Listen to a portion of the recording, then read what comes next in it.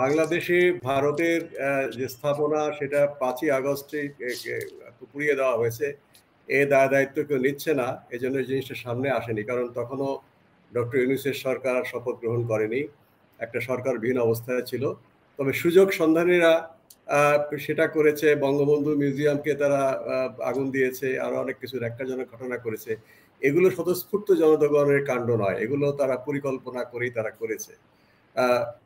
যাই হোক, কিন্তু এখানে ভারতের যে দূতাবাস রয়েছে, তাদের যে নানা স্থাপনা, এরপরে কিন্তু কোনো রকম দুর্ঘটনা ঘটেনি।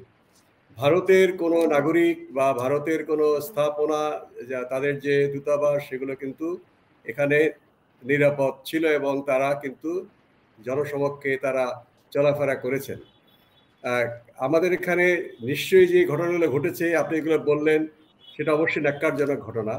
কিন্তু তার বদলা হিসাবে এতদিন পরে, সেটা হয়েছে 5ই আগস্ট, আজকে ডিসেম্বর মাস।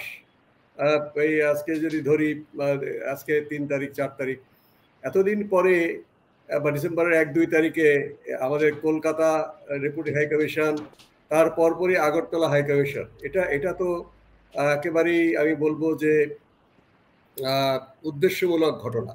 এটা কোনোভাবেই মেনে নেওয়া যাচ্ছে না। তারা বাংলাদেশকে যারা এগুলো করছেন, তারা বাংলাদেশকে খুব মানে গুরুত্ব দিচ্ছেন না।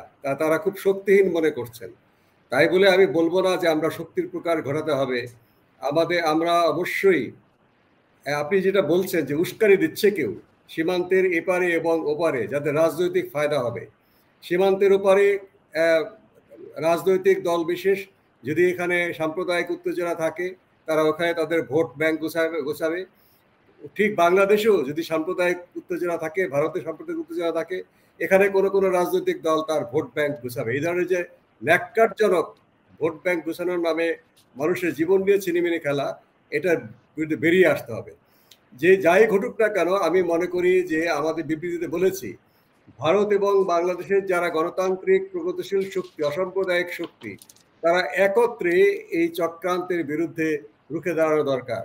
যখন বাংলাদেশে গণ অভ্যুত্থান হয়, তখন কিন্তু কলকাতায় এই গণ অভ্যুত্থানের সমর্থনে মিছিল হয়েছে, সেখানে তারা প্রতিবাদ করেছে। কিন্তু গণ অভ্যুত্থান সফল হওয়ার পরে চক্রান্তকারীরা সেটিকে তারা অনেক ক্ষুদ্র করে দেখিয়েছে এবং ভারতে জনগণকে কনফিউজ করেছে। এখানে যে সমস্ত ঘটনা ঘটেছে, নিশ্চয়ই যেসব ঘটনা ঘটেছে, আমি বলছি না সবকিছুই একেবারে কিছুই ঘটেনি বা একেবারেই, সেই ঘটনাকে রং দেওয়া হয়েছে ভারতের গণমাধ্যমে এমনভাবে যেন উত্তেজনাটা বাড়ে। অবজেক্টিভলি সেটা তুলে ধরার পরিবর্তে তারা উস্কানিমূলকভাবে, আমি সব গণমাধ্যমের কথা বলছি না, আমরা দেখছি ইউটিউবে অনেকেই কিন্তু অবজেক্টিভ কথা বলছেন এবং ভারত সরকারের ভূমিকা নিয়ে তারা প্রশ্ন তুলছেন বা ভারতের ধর্মীয় উগ্রবাদীদের নিয়ে প্রশ্ন তুলছেন। সেটা এখন আমাদের আরো বেশি দরকার। আগামীকাল ডক্টর ইউনূসের সঙ্গে রাজনৈতিক দলগুলো একত্রে বৈঠকে বসছে।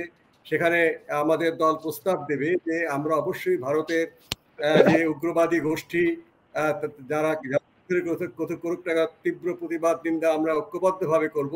তবে আমাদেরকে অবশ্যই ভারতের জনগণের সাথে আমাদের বন্ধুত্বের যে বিভিন্ন সূত্র আছে, জনগণের সাথে জনগণের বন্ধুত্ব, সেগুলো আমাদেরকে অবশ্যই কাজে লাগাতে হবে।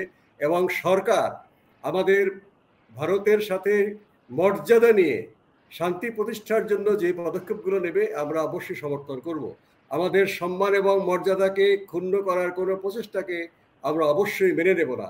এটিকে অবশ্যই আমাদের মনে রাখতে হবে এবং সেভাবেই আমরা বাংলাদেশ এবং ভারতে উভয় জায়গাতে আমরা শান্তি প্রতিষ্ঠা করতে চাই। কারণ আমাদের বাংলাদেশে আমাদের অনেকগুলো কাজ রয়েছে। আমরা কতগুলো সংস্কার কর্মসূচি করতে হবে নির্বাচনের আগে, সেই কাজগুলো বিঘ্নিত হবে, নির্বাচনটাই বিঘ্নিত হবে। কাজে আমাদের এই কাজগুলো নির্বিঘ্নে সম্পন্ন করার জন্য আমাদের দৃষ্টি অন্যদিকে নিবদ্ধ করতে চাই না। কাজে সেখানে আমাদের শান্তিপূর্ণ পরিবেশ খুবই দরকার। ও অনুরূপভাবে ভারতেও নিশ্চয়ই তাদের শান্তিপূর্ণভাবে অনেকগুলো কাজ করা রয়েছে, তারা সেগুলো করবে বলে আমরা আশা করি।